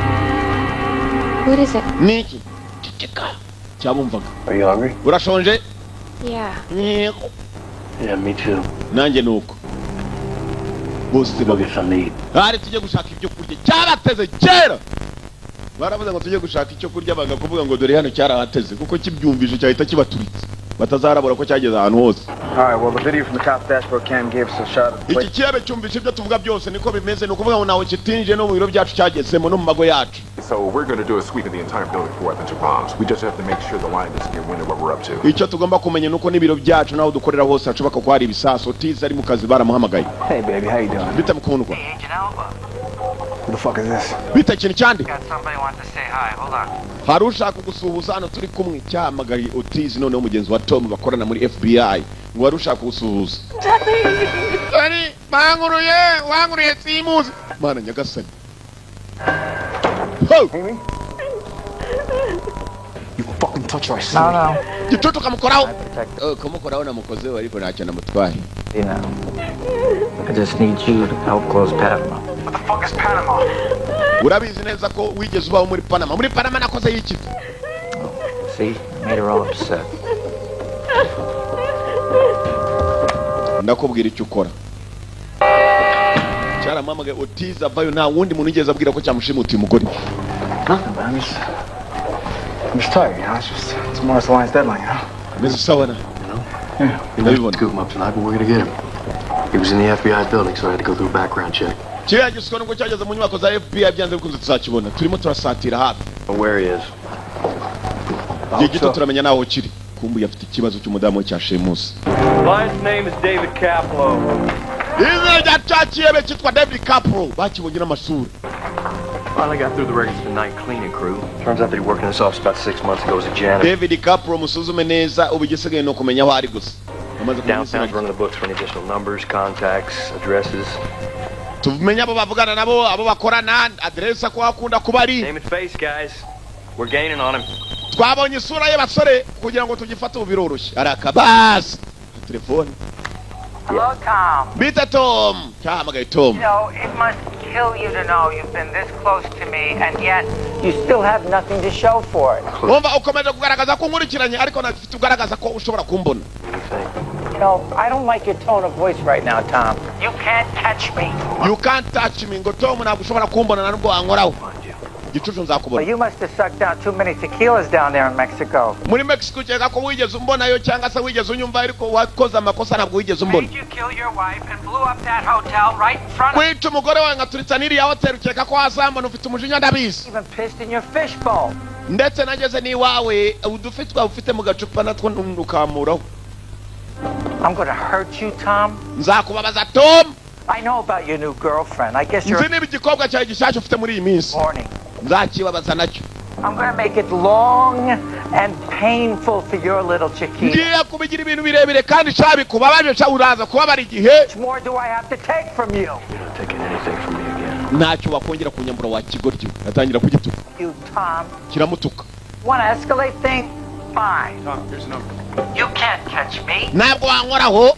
I'm invisible. I'm invincible. Invisible ntabwo mgaragara na nubwo mboneka. I know your name. Kumbe bamuhaye na nimero yacu ya telefone mpamagara nimero y'iki kigo cyitwa David Caplo. Nimero umukobwa arayihamagara. When that picture hits the airways in 20 minutes, the whole world's gonna know who you are. Umva nzi sura yawe ndetse nanone nzi n'amazina yawe. Your life is over. Ubuzima bwawe bwarangiye. Aragikupa ndapfuye we yamenye. Ahita ruhamagara no kuri telefone nimero yacu yarayifite noneho. Gap is closing, motherfucker. Umukino nanjye wagicucu ndapfuye tu. Ho! A lawyer representing David Caplo just called the office. Caplo has agreed to turn himself in at 2 p.m. Uburanira Caplo mu nkiko ye nibwo agihamagara nanga ku biro bya FBI. Atubwiye ko Caplo ayemeye kumanika amaboko. Not to seek the death penalty. Hanyuma kandi akemera kwemera icyaha ngo niba leta itari mu mukatire igihano cy'urupfu. Muri Amerika kiracyariyo. 143 active leads regarding Caplo's truck and sedan. Dufite Caplo anu yagiye atega muri Sudan inshuro 143. Caplo decides to walk in here with C4 strapped. Caplo ashobora kwinjira mwana afite igisasu ngo araje amanitse amaboko kugira ngo twese duturike. Rero ndagira ngo abapolisi bose mabwire bitegure kumbe Caplo ntabwo akora wenyine afite abapagasi dorapagasi hejuru. Baracunga ibiro bya polisi hasi. Mwitegure mutunge hanze Caplo atatwinjirana nabaje amanitse n'amaboko. Nuko banza kumusakira hakurya tukareba ko nta bisasu yitezeho. Dore abapolisi b'amashengi FBI. Kumbe Caplo ntabwo ari wenyine ahubwo afite abapagasi. Abaginga cyane. Bose bosi barabona bosi yapfa kujyayora kandi ari bosi. Assistant. Listen to these questions. Did you meet with the lion? Answer yes, that was true. Did the lion offer you a job? Yes, that was true. Did you refuse the job? Yes, that is false. Is the lion yatangiye kujya mu kirego rwa Bukamba bamubazaga. True. Are you informing on the lion? Answer yes. That's false. Biriya mugabo nawe yaratubeshe. Menya arimo gukorana na Caplo. That's that he paid Skittles to come here and tell us that he was going to kill the senator. But there'd be no advantage in that. I don't get it. It makes no sense. I know his name now, though. So we track his whereabouts. Compare that to the whereabouts we have in the lion file. Ubu igisigaye ni ugushakisha Caplo ahantu ari. Caplo turamutse tumenya ahantu ari ibintu byose biraza gutungana. Wait and see what the CIA has. And Panama keeps... Bakira umukobwa yaje guhamagarwa kuri telefone. Yep. Yego? No. Oh yeah. It's not a problem. Nta kibazo. Going that way anyway. Buretse. All right.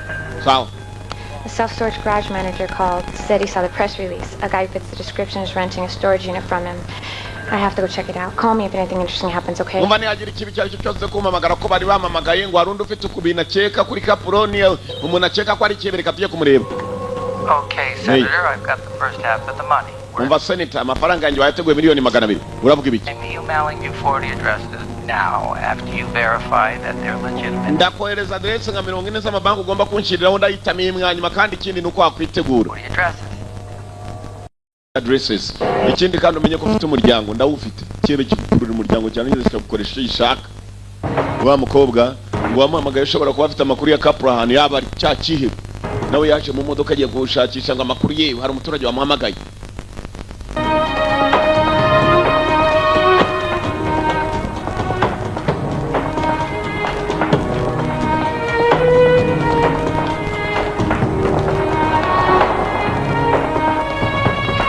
Kobwa ko yakaje.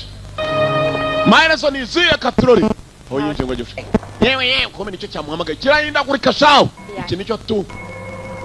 Oh, great. Wow, thanks for coming so quickly. Ngwino ngwereke kabisa. Murakoze kuza kabisa. Ngwino ngwereka nyeka kwicyo kibe kigeze kigera hano cyaragikodesha icyumba tugicyumba nako twamenye ko rwose cyaje kwihiba. Nako naje kubibona ndavuga nigishobora kuba ari cyo ngwino ngwereke kumbe nirwo rumujyanye. Yanywa mudamu. He's been in and out a lot lately. Strange. He's a strange fella. And he drives the same kind of truck I saw on the news. So I figured I'd call to let you folks know. Anyway, I hope I did the right thing, you know. You did, and we appreciate your assistance. Sometimes I think he even sleeps here at night. Nongere kibazo gena kibazo mfite rwose yari yakodesheje icyumba hano ni 24. Mfasha gutya nkwereke. Ko ni muri kino cyumba.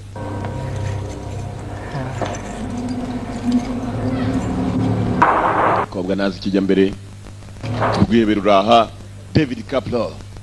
Bachitaga Wayne baje kuvumbura ko cyitwa David Kaplo mu nyuma. Ko cyaka mwijije. Kobwa ki kandagiramo indani. Yabonye. Nyo rukorera tu. Misasu. Tom, give me LEU forensics and backup. Tom merezano na ngabo fasha unywereza n'abashinzwe kuba batabara ibijyanye n'ibiturika. Hey! Yewe. That down. Shiri byo ngibyo hasi. Cyari kebe kabisa n'icyuma magari. This is his storage unit, no doubt about it. Tom hano ni wikebe cyakoreraga nta kubishidikanya ndabona za sifo ndabona bimwe bitega ibisasu. What do you guys have? Mutabaje mwene wanyu na wazi.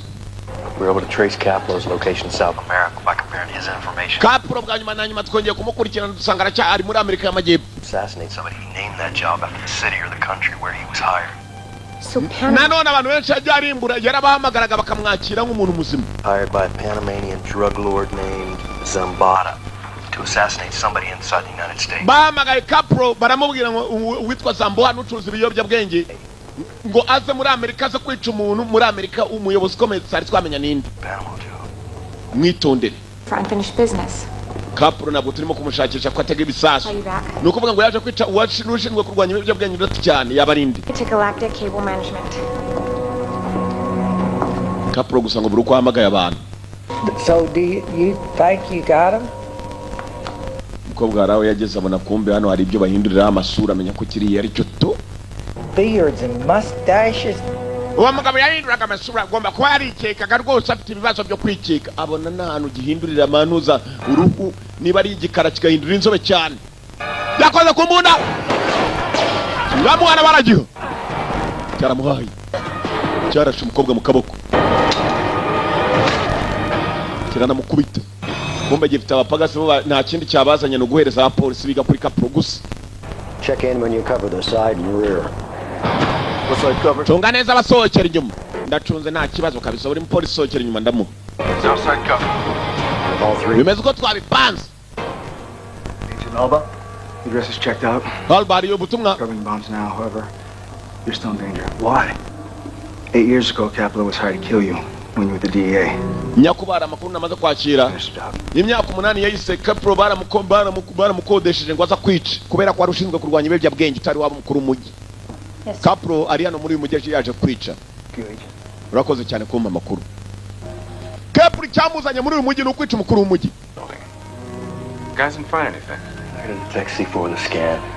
Ndashaka kujya nkurikirane Kaplo amenya gute ibyo tuvuga naho tuvugira ndetse ko nawe je kuvumbura ko atega ahantu hose. Turebe ko nahandi yigeze atega. He always does one thing to hide another. Uriya mugabo akora ikintu kimwe kugira ngo ahishe ikindi. Bugs. Kaplo hired skills to pretend to be an informant. He's trying to draw out this investigation. That's what he's trying to do. What the hell are you getting at? Uri mu biki? So you normally have this many heavy hitters in the same building? Yatangiye kwibuka byinshi. Moses. We'll have the entire force operating under the same roof. Moses.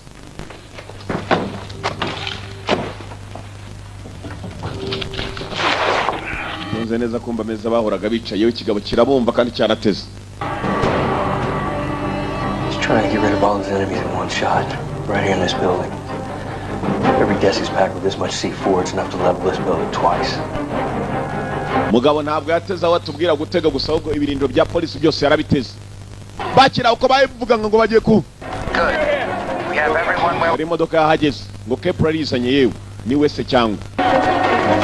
Copy that. Move quickly but carefully. Grab your files if you can. Musoke twavumbuye ko hano hantu hatezwe kandi mwitonze ibyandiko byose mubikuremo tugende. Kaplo's lawyer showed, but not Kaplo. Uburanira Kepler ni ugeze hano none ahangaha Kepler ntabwo yahaje. Kepler yabateze kera mu biro byabo batabizi. Aka. Na polisi basohoka yewe kumbe target.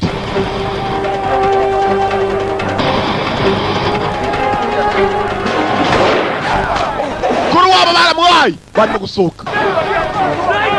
Munasira ku muryango ikintu. Undi kiramuha. Nundi kiramuha ku gatafari umugongo. Ntabwo bishaka ko ari umupolisi n'umusohoka. Kepler ashaka kubaturitsa bari mindani. Hang in there. Bafite sniper hejuru. Kepler yari yatumye sniper. Mudahushka. Biyacenywa nabinyuma barabaho. Mana nyagasani kidufungiyemo indani tu. Let's have all exits covered. All right, we had 8 minutes. What are we going to do? Nagatangaza kandi inyubako yose yuzuyemo ibisasu. Bafitemo n'umurwayi mukuru wabo. You're on this wound. Take the break room. Grab me back. Ngitegura kugenda we. Hamagara ubufasha none angaha. Meet back here. We're going to build some cover to get out of here. Natwe tuba dushakisha ukuntu tuvana muri inyubako dusohoka tugenda. Kepler. Aho gikoreye ibintu gihita kihimuka. Kuri intro cyarimutse duraho kije. Ko bwa mukobwa kimurasa nawe yakirashe mu kaboko. Kepler.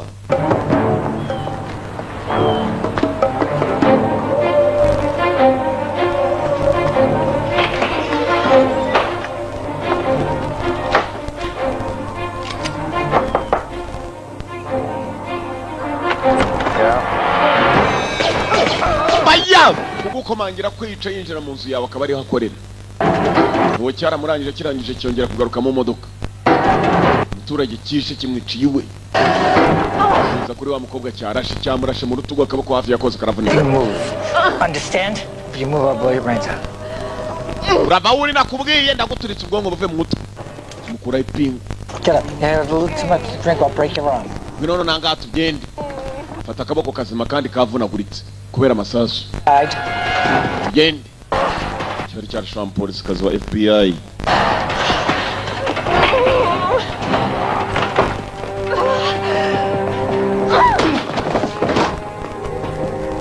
Dani.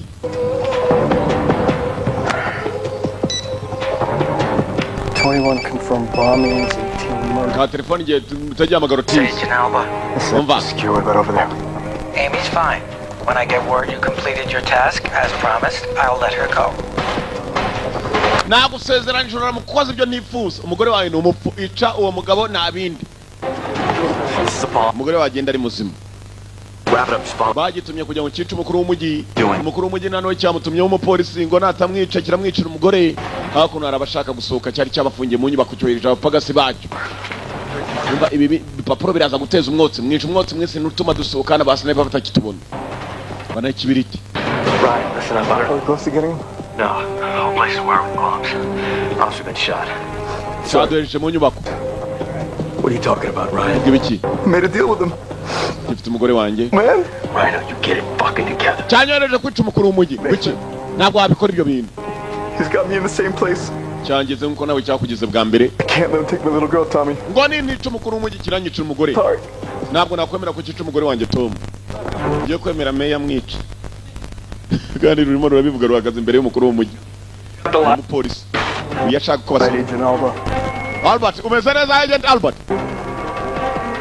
Yeah, it's up. Yega fund. Family issue. Ni ikibazo cy'umuryango. It's family affairs. Ngo ni ibibazo by'umuryango. Umukuru w'umujyi yaketse ko yapfushije nyina. Kumba umukuru w'umujyi niwe ugiye gucaho. Ni warimo kurira ariko kurira umuntu ukiri muzima. Burapfuye 10. Abaheje abapolisi mu ndani mu nyubako. Nta kindi bakoze. Batangira kunagayo. Imyotsi myinshi cyane barayigiteza cyacyabe kiri hanze. Urusotse mwibuke kiramupima bagiteje imyotsi myinshi nta muntu kiri bubone. Ko cyagapimye kibona imyotsi itangiye kuza aginga cyabanye ni mitwe. One more. Get him ready. Kamwe kanyuma ni nkanaga dusohoka ni nkanaga dusoke imyotsi baye myinshi. All right, guys, we ready? Usara nanga murwayi vuba tugende. Ntabwo kikibona.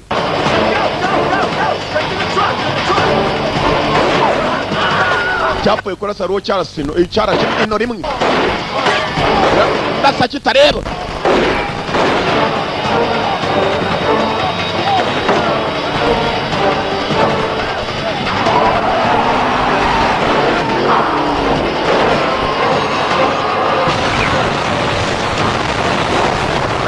cyashakishije abo gipima aho bavuye. Strong got away. He's on the move. Tom aracitse ari mu nzira arimo aragenda. Ngo iki? Haya uya muginga kwatajya apfayo kicwa n'uburoro cyangwa inzukira bitebiye. Kikirawo gito gihamagara kuri ka telefone. Tom aragiye. Yes, but where? I'm with that nice FBI lady. Bite Tom, nige muvugana ntabwo ari wa mudamu wawe mwiza wa kabiri. You know the place. Bring ice. Buraka kanyuri mu byago ngiye kurangira wondi kandi use witonze.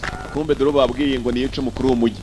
Aho kumwicira umugore yaremeye maze aririra umuntu ukiri muzima utari wapfa. No mukuru w'umujyi amugira mu kiriya tarapfa. Yewe data we. Meya! Baya! Umurinzo wa kabiri na otizi nawe baramuhaye. Let us down. Send me an ambulance. Meya araguye mwereza ambulance. Araguye bamuhaye amasasu menshi cyane ndeba. Over. Cordero and Alba are dead. Panama's closed. Is it confirmed? Yes. What do you want me to do with Alba's daughter? Let her go. Toga mureka gende. Tom yari yizanye. Tom there.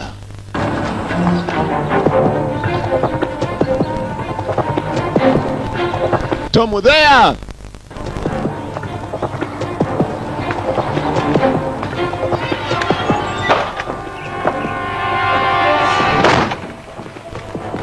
Nyirinzu bamwishe kare. Yapfuye akoze no kumuhumetsa. All habits die hard. Komeje waigeze mushangwe no witonze. Wa mudamu kirongera kimutega igisasu umudamu wa Tom wa mbere. You could save yourself like you did 8 years ago. Nabikoze nk'ibyo nakoze mu myaka 8 isi. Come down and try to save your girlfriend.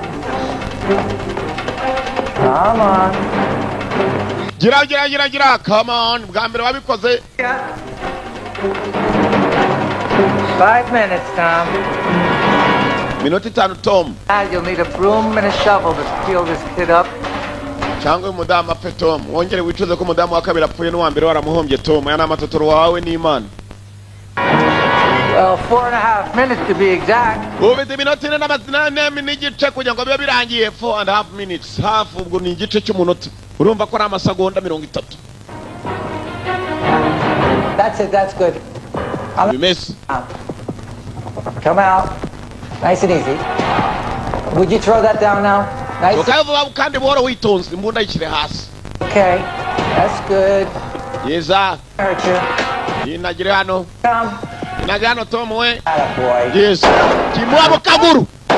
Kimwongera mu kabuno. Kigabo kira.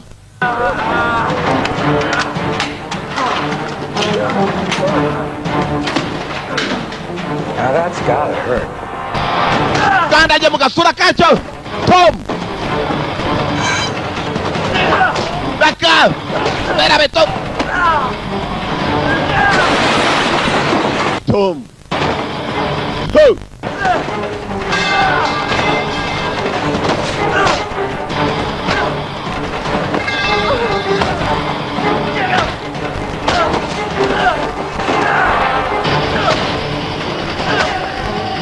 Gumi. Tema kumenyo. Kumenyo. Kira mwigaranzura. Nacho. Singi kigabo n'amaguru. Baragihindukiza. Amenyo hasi. Amenyo. Urayicyuma. Mukabuno katomu yewe data we. Ane mukabuno we. Cyuma cyo mukabuno ni kibi. Kiriya. Abuno. Muginga we. Wa mukobwa. Cut her. I don't fight anymore. Whoa, you throw a hell of a punch. Now do me a favor. Put your cuffs on. Komeza kuza ungenda wa muginga we. Roll. Put them on. Atta boy. Kuri inshuro ni umupfu. Tera amapingu kwanza. Tommy.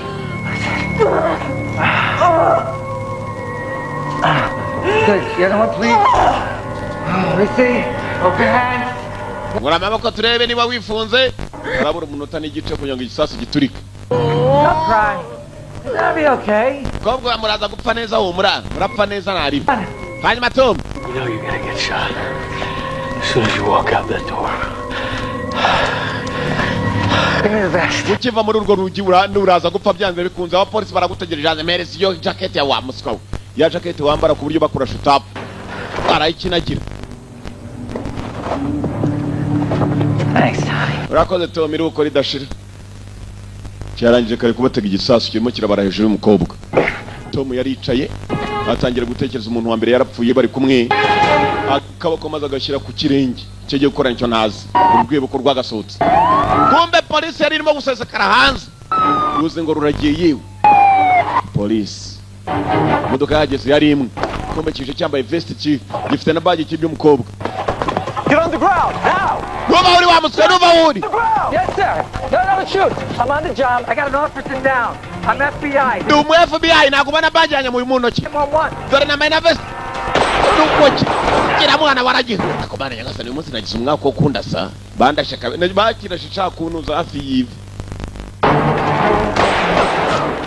Polisi kiramwungira. Kijya mu modoka Tom yari yazanye. Cyongeye gucika.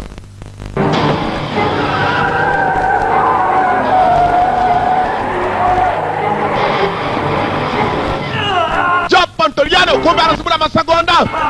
Uyu kabura amasegonda yagomba gukora ibishoboka maze aragenda yivuna udutsoki akura mipingu yewe data wenyewe. Bigomba ufite akaganza gatoya kuko ufite ikiganza kinini ntabwo ipingu warica kure ngo byemere. Mu nzira kigenda Tom yarageze igihe cyo kugira ngo atabara umukobwa. Agenda gacishimye cyane. Utamenya cyane nyuma haraturitse kirishima yewe. Bapfuye neza bari abagenga shawo barapfuye guys. Telefone irasona. What? Iki? Ponza mafarishawo. Kumbe Tom ni muzima. Tom, incredibly impressed. Ndatungu. How did you beat the clock? None say watsinze ute yasa. This ends now. And how do you plan on doing that? Gahunda. I live. Mbayeho. You die. Wowe urapfa. Reba muri vest wambaye. Vest ni iki gipira. Cya gipira yamuhaye. Baraka! Ugira nabi shawu uhereza ukazahura n'ingaruka yabyo. Upanga kugira nabi gusa. Uhereza ukazahura n'ingaruka yabyo uzabaze kananura. Ho! Ingaruka yo gukora amakosa no guhemuka. Urayibona. Nibitinda kera. When did you get the car? Honestly, I didn't. Igisasu wagiteze mu modoka sinagiteze. Bring the vest. Nambaye vest ya gipolisi. I was gonna take him out with me. Narinzi ko ndibuze hano ngasanga ikirebe cyagushimuse nkagifata nkakijyana nanjye tugapfana. Niyo mpamvu naje niteze igisasu. Kumbe cyanyatse vest na nambaye kirayijyana kigenda kiteze cyonyine. Niyo ndata we uri umuhanga none se kugabo ndindutse aricyo gipfuye cyonyine. Niyo mpamvu ngoze ku muhumetso ndyamye aho ngaho. Yamukoreho ku muhumetso. Ibyishimo byari byose. Umusore mugenzi yakoze bishoboka. Yarwanye intambara. Hamagara ambulance. Tom Armstrong, APD. Tom Armstrong wa APD. LAPD, Los Angeles Police Department. Yashakaga ubufasha ndetse na ambulance. Bombi yari yakomeretsewe n'umukobwa ubutoki bwabo buvunnye yikuramo ipingu. Akazu bari imbere yabo karimo karakongoka ni akazu kahiye bari imbere yako. Yaramaze gusora umukobwa. Ikebe na cyaho cyahiriye cyarahiye kiragenda ubunuko uzashingura ivu. Agafilime ko mwakoze kuza bishyuye imwe murakatsindwa gusa turacyakomeza abandi. Turabakunda nako nanibagiwe. Ariko amafaranga mutangerega bari make iyo mbazaniye filime nk'iyi mujya mu nyungu gusa urareba ukishima basi. Mwakoze kuza murabeho. Turabakunda Joe Pontoliano. Niwe witwaga Caplo. Yari yanga kuva muri The One Video Library. Nizo umwaka urarangira zirangije we. Hagiye kujyamo izindi ariko uyu mwaka ndagira ngo urangire nzirangije. Turabakunda cyane cyane. Nikurikira ntuyicikwe. Turacyakomeza nanone. Turabasaba kudakora ku muhumetso mu gihe abantu ari benshi barimo urihangana ntukore ku muhumetso.